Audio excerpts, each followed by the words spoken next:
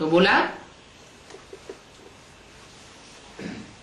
राजयोग सिखाया ही तब जब राजधानी स्थापन करते थे। बाकी शास्त्रों में तो महिमा लिख दी है, सिर्फ महिमा करने से कोई राजयोग सीखते हैं क्या? गीता सुनाते हैं वो कोई राजयोग सिखाते हैं क्या? नहीं, गीता सुनाते हैं वो तो सिर्फ जो होकर के गए हैं उनकी महिमा करते हैं। भगवान ने जिनको सुनाया उन्होंने ही राज्य पद पाया। क्या कहा? मनुष्य गुरुओं से जो गीता सुनी जाती है उससे कोई राजयोग नहीं, राजयोग सीख करके राजपद नहीं पाता। स्वयं भगवान आकर के अपने मुख से आमने सामने बैठ करके बच्चों को जब सुनाता है तो उससे राजयोग बच्चे सीखते हैं और राजाई पद प्राप्त करते हैं। माना जो मेरे सन्मुख होकर के नहीं सुनते हैं उनको प्राप्ति नहीं होती है। तो इतने बीके पड़े हुए हैं हजारों की तादाद में दुनिया में, वो सन्मुख होकर सुन रहे हैं या दूर बैठे हुए हैं? और दूर बैठे हुए हैं, इसलिए उनको प्राप्ति नहीं हो सकती। मैं जब सन्मुख सुनाता हूं जिनको, उनको ही प्राप्ति होती है। इस भक्ति मार्ग में लिख दिया सन्मुख हो जीव मोहि जबहि जन्म कोटि अघ नासै तबहि। जब जीवात्मा मेरे सन्मुख आती है, मुख के सामने आती है, तब उसके जन्म जन्मांतर के पाप भस्म हो जाते हैं। और आती कब है वो भी मुरली में बता दिया। आत्मा रूपी सुई की सारी कट उतर जाने पर तुम बच्चे डायरेक्ट बाप से सीखोगे। क्या है? क्या बताया? बिंदु को याद करना है, बेसिक में सिखाया जाता है ना। मैं आत्मा बिंदु, मेरा बाप बिंदु। ये बेसिक ज्ञान सीखते सीखते जो परिपक्व स्टेज धारण कर लेते हैं, आत्मिक स्टेज वाले बन जाते हैं, वो एडवांस में आते हैं। जो ब्रह्मा को, शरीर को याद करने वाले बन गए, ब्रह्मा की पालना लेते लेते, ब्रह्मा की गोद में खेलते खेलते, तो देहधारी को याद करेंगे तो देवान बढ़ेगा या घटेगा? है? बढ़ेगा। तो उन दीदी दादी दादाओं का देवभान इतना बढ़ा हुआ है कि वो आत्मिक स्थिति धारण ही नहीं कर सके। परमात्मा से जो सन्मुख असली रूप में प्राप्ति करनी चाहिए वो नहीं कर सके। उनकी बुद्धि को ताला लगा हुआ है, इतना तक ताला लगा हुआ है कि कोई कितना भी सुनाने की कोशिश करे वो एक कान से सुनते दूसरे कान से निकाल देते, सुनना ही नहीं चाहते, अपने फॉलोअर्स को भी नहीं सुनने देना चाहते। तो बाप कहते हैं जिनको मैंने सन्मुख सुनाया है वो ही राजयोग सीख करके राजपद पाते हैं, दूसरे कोई राजयोग न सीखते हैं और न राजपद पाते हैं। बाकी ये त्योहार आदि सब भक्ति मार्ग के हैं। बीच बीच में जो त्योहार पड़ते हैं वर्ष में, ये कहाँ की यादगार? ये संगम की यादगार है। दीपावली मनाते हैं जरूर, आत्मा के दीपक जगे हैं, आत्मा में रोशनी हुई है, जो अंधेरा छाया हुआ है वो नष्ट होता है, तो उसकी यादगार है दीपावली। उसमें एक बड़ा दीपक पहले जगाते हैं, वो कौन हुआ? प्रजापिता। उसका दीपक पहले जगता है, फिर उस दीपक से छोटे छोटे सभी दीपक जगा दिए जाते। होली है, ये विकारों की होली है।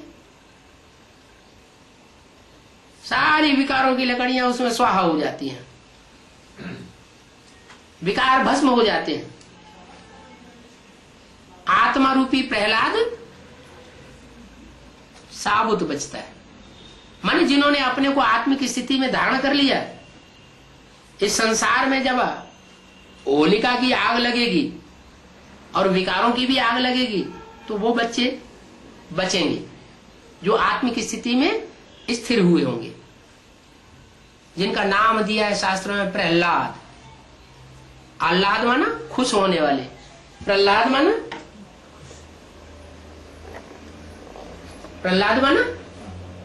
जिन्होंने प्रकट रूप से संसार को आह्लाद माने प्रसन्नता दी है।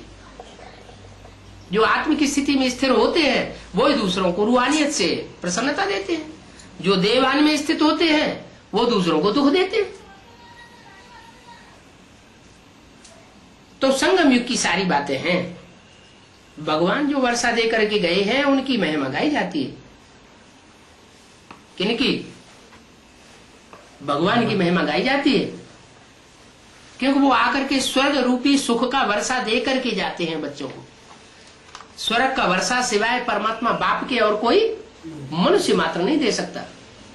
भले बड़े बड़े कितने भी महान आत्मा हुए हो, इब्राहिम, बुद्ध, क्राइस्ट, गुरु नानक, विवेकानंद, महात्मा गांधी, कोई भी स्वर्ग का वर्षा राम राज्य नहीं दे सकते।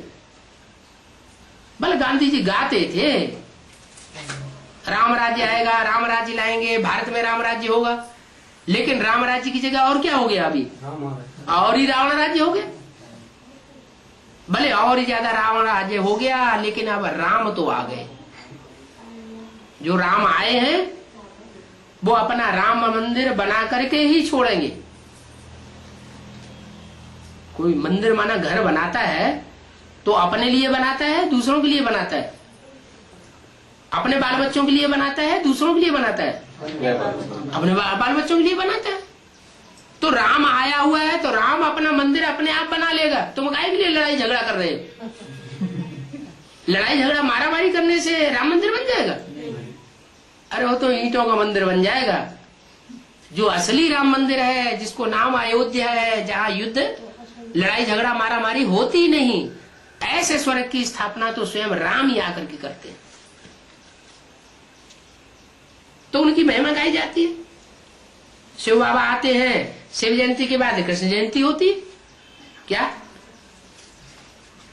पहले शिव जयंती, फिर कृष्ण जयंती। सन 76 में बाप का प्रत्यक्षता वर्ष, रात के 12 बजे से सूर्योदय होना शुरू होता है। विदेशियों ने, जो ब्राह्मणों में विदेशी बच्चे थे, उन्होंने बाप को प्रत्यक्ष किया। तो विदेशी बच्चों के लिए रात के 12 बजे से दिन शुरू होता है, और स्वदेशी बच्चे जब ज्ञान सूर्य उदित हो जाता है तब उनके नए दिन की शुरुआत होती है। तो अब ज्ञान दिन सवेरा आने वाला है। ये पुरानी दुनिया अब भस्म होने वाली है। अभी अंत समय आ गया।